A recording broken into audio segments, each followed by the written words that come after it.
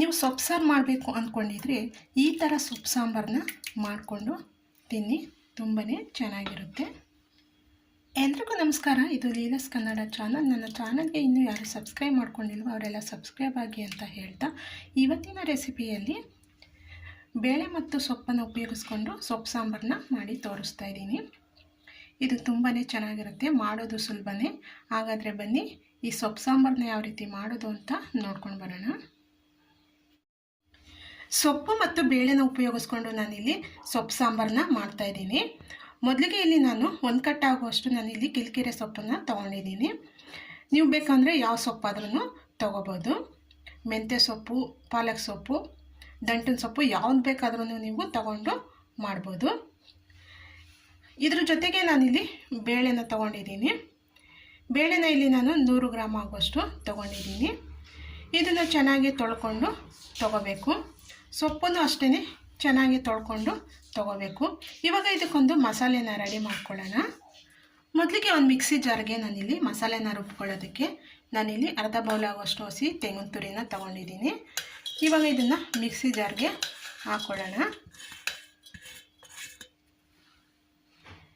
ಇಲ್ಲಿ ನಾನು 1 ಈರುಳ್ಳಿನ ಹಾಕ್ಕೊಳ್ತಾ ಇದ್ದೀನಿ. ಸ್ವಲ್ಪ ಕೊತ್ತಂಬರಿ ಸೊಪ್ಪು,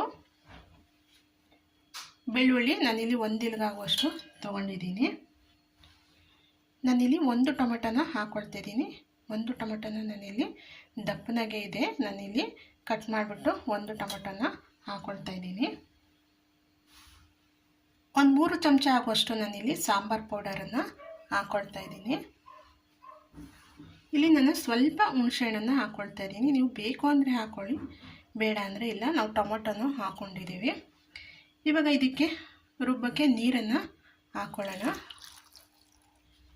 ಇವಾಗ ಇದನ್ನು ನುಣ್ಣಗೆ ರುಬ್ಕೊಂಡು ಬರೋಣ. ಇವಾಗ ಮಸಾಲೆನ ಇಷ್ಟು ನುಣ್ಣಗೆ ರುಬ್ಕೊಂಡ್ರೆ ಸಾಕು. ಇವಾಗ ಸೊಪ್ಪು ಸಾಂಬಾರಿಗೆ ಮಸಾಲೆ ರೆಡಿ ಆಯಿತು. ಇವಾಗ ಹೇಗೆ ಮಾಡೋದು ಅಂತ ನೋಡೋಣ ಬನ್ನಿ. ಸೊಪ್ಪು ಸಾಂಬಾರು ಮಾಡ್ಕೊಳ್ಳೋದಕ್ಕೆ ನಾನಿಲ್ಲಿ ಒಂದು ಕುಕ್ಕರ್ನ ಇಟ್ಕೊಂಡಿದ್ದೀನಿ.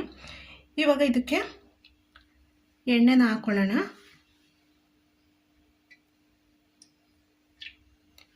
ಎಣ್ಣೆ ಬಿಸಿ ಆಗಬೇಕು. ಎಣ್ಣೆ ಬಿಸಿ ಆದಮೇಲೆ ಇದಕ್ಕೆ ಸಾಸಿವೆನ ಹಾಕ್ಕೊಳ್ಳೋಣ.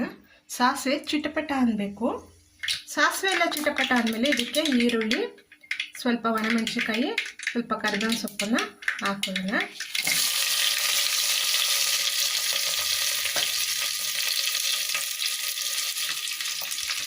ಹಾಕ್ಕೊಂಡು ಈರುಳ್ಳಿ ಎಲ್ಲ ಕಲರ್ ಚೇಂಜ್ ಆಗಬೇಕು, ಅಲ್ಲಿ ತನಕ ಇದನ್ನು ಇಟ್ಕೋಬೇಕು. ಇವಾಗ ಈರುಳ್ಳಿ ಎಲ್ಲ ಕಲರ್ ಚೇಂಜ್ ಆಗಿದೆ. ಇದಕ್ಕೆ ಇವಾಗ ರುಬ್ಕೊಂಡಿರೋ ಮಸಾಲೆನ ಹಾಕ್ಕೊಳ್ಳೋಣ.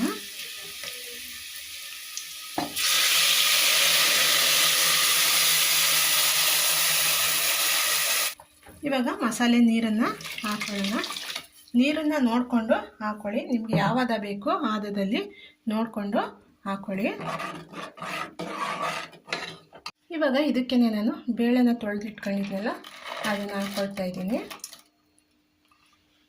1 ಹಸಿ ಈರುಳ್ಳಿನ ಸಣ್ಣದಾಗೆ ಕಟ್ ಮಾಡಿಬಿಟ್ಟು ಹಾಕ್ಕೊಂಡಿದ್ದೀನಿ. ನಾನು ರುಬ್ಬಕ್ಕೂ ಹಾಕ್ಕೊಂಡಿದ್ದೀನಿ ಈರುಳ್ಳಿನ. ಇವಾಗ ಸೊಪ್ಪನ್ನು ಕಟ್ ಮಾಡ್ಕೊಂಡಿದ್ವಲ್ಲ ಹಾಕ್ಕೊಳ್ಳೋಣ.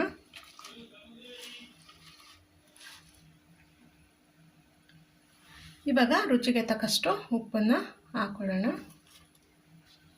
ಉಪ್ಪನ್ನು ನೋಡಿಕೊಂಡು ಹಾಕ್ಕೊಳ್ಳಿ. ಇವಾಗ ಇದನ್ನು ಒಂದು ಸಾರಿ ಮಿಕ್ಸ್ ಮಾಡಿಬಿಟ್ಟು ಇವಾಗ ಕುಕ್ಕರ್ನ ಮುಚ್ಚಿಬಿಟ್ಟು 3 ವಿಸಲ್ ಕೂಗಿಸ್ಕೊಳ್ಳೋಣ.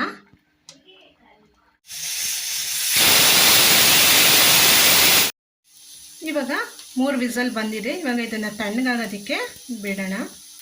ಇವಾಗ ಬೇಳೆ ಸೊಪ್ಪು ಸಾಂಬಾರು ರೆಡಿಯಾಗಿದೆ. ನೋಡಿ, ತುಂಬಾ ಚೆನ್ನಾಗಿ ಬಂದಿದೆ. ನೋಡಿ, ನಾನು ಸೊಪ್ಪನ್ನು ಇಲ್ಲಿ ಮಸ್ತಿಲ್ಲ, ಸಣ್ಣದಾಗೆ ಕಟ್ ಮಾಡಿಬಿಟ್ಟು ಹಾಕ್ಕೊಂಡಿದ್ದೀನಿ. ನೀವು ಬೇಕು ಅಂದರೆ ಮಸ್ಕೊತೀನಿ ಅಂದರೆ ಸೊಪ್ಪನ್ನು ಈ ಥರ ಮಸ್ಕೊಂಡು ತೊಗೋಬೋದು. ತುಂಬಾ ಚೆನ್ನಾಗಿರುತ್ತೆ. ಇದು ಮಾಡೋದು ಸುಲಭನೇ, ತುಂಬಾ ಬೇಗನೂ ಆಗಿಬಿಡುತ್ತೆ. ಇದು ನೋಡಿ, ಇದು ಅನ್ನಕ್ಕೆ, ಚಪಾತಿಗೆ, ಮುದ್ದೆಗೆ, ರೊಟ್ಟಿಗೆ, ದೋಸೆಗೆ ಎಲ್ಲದಕ್ಕೂ ತುಂಬಾ ಚೆನ್ನಾಗಿರುತ್ತೆ. ನೋಡಿ, ಒಂದ್ಸಲ ಟ್ರೈ ಮಾಡಿ ನೋಡಿ, ತುಂಬಾ ಚೆನ್ನಾಗಿರುತ್ತೆ. ಈ ವಿಡಿಯೋ ಇಷ್ಟ ಆದರೆ ಒಂದು ಲೈಕ್ ಮಾಡಿ, ಶೇರ್ ಮಾಡಿ, ಕಮೆಂಟ್ ಮಾಡಿ. ನನ್ನ ಚಾನಲ್ಗೆ ಸಬ್ಸ್ಕ್ರೈಬ್ ಆಗೋದನ್ನು ಮರಿಲೇಬೇಡಿ. ನಾನು ಮುಂದಿನ ವೀಡಿಯೋದಲ್ಲಿ ಸಿಗ್ತೀನಿ. ಅಲ್ಲಿ ತನಕ ಥ್ಯಾಂಕ್ ಯು.